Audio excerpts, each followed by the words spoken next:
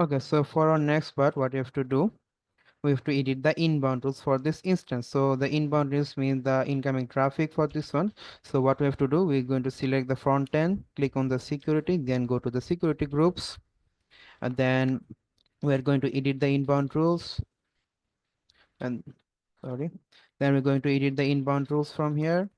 Then we will give the custom TCP, and we will send the port for the 5000, which is for the backend, and 3000 for our front end. Then we will do the same thing for a database. For the database, we know for the database we are using MySQL in here, so we know the MySQL database runs on 3306 port. Okay, so let's change the inbound rules. Okay, now click on the front end, click on the security. There should be security group, click on it.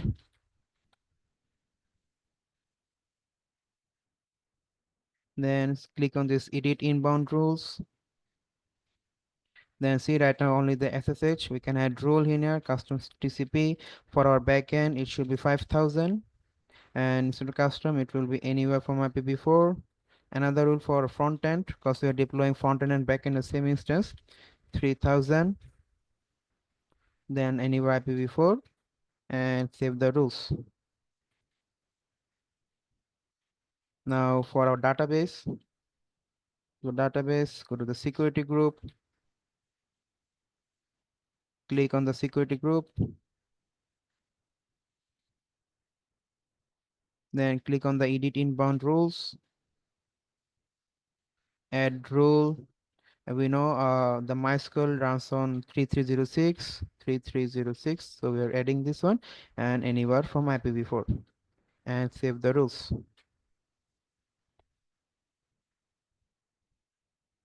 Okay, so that's how you're going to update our inbound rules for access to from this port.